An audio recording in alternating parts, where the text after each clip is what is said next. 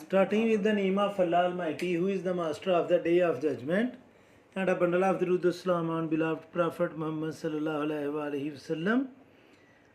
Dear students, exercise review 1, question number 4, और इसकी statement है write in the form of a plus b iota then find its conjugate.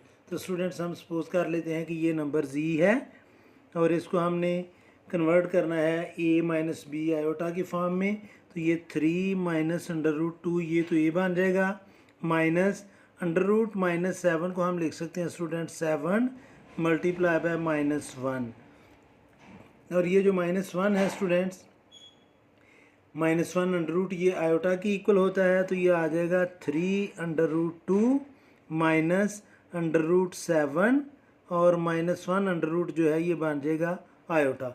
ये students हमने इसको लिख लिया a प्लस बी आयोटा की फॉर्म में। अब हमने इसका कॉन्जुगेट फाइंड करना है, तो जब कॉन्जुगेट फाइंड करना है तो स्टूडेंट्स इमेजिनरी पार्ट का हमने साइन चेंज करना है, या आप इसको ऐसे भी लिख सकते हैं 3 under root 2 minus under root 7 iota, और इसके ऊपर हम ये बार लगाएंगे।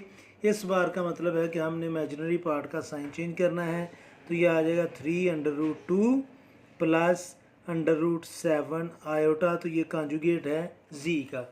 अब स्टूडेंट्स ये जो b पार्ट है इसको भी हम सपोज कर लेते हैं, इसको हम सपोज करते हैं कि ये w है, और इसको ये जो अंडर रूट माइनस 2 है इसको हम लिखेंगे students 2 multiply by minus 1 under root, और ये आ जाएगा अंडर रूट 2 और माइनस 1 अंडर रूट की जगह हम लिख लेंगे आयोटा। इसको जब हमने a प्लस बी आयोटा की फॉर्म में लिखना है तो a की जगह अभी हम लिख लेंगे 0 प्लस अंडर रूट 2 आयोटा, और इसका अब हमने फाइंड करना है कॉन्जुगेट, तो w के ऊपर हम बार लगाएंगे। कॉन्जुगेट का मतलब होता है स्टूडेंट्स कि हमने इमेजिनरी पार्ट का साइन चेंज करना है।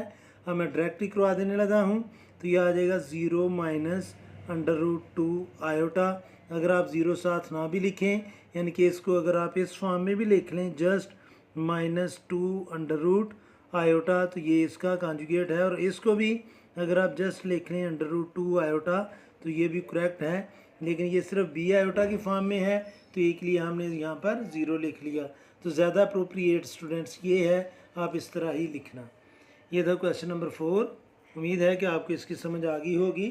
फिर भी अगर कोई कन्फ्यूजन हुई तो आप कमेंट बॉक्स में ज़रूर कमेंट्स कीजिएगा, कोशिश करूँगा कि जल्द से जल्द आपको रिप्लाई करूँ। और आखिर में हमेशा की तरह अल्लाह से दुआ करूँगा कि आप सब हमेशा खुश रहें और ज़िंदगी के हर मैदान में कामयाब हों। आमीन। अल्लाह हाफिज़।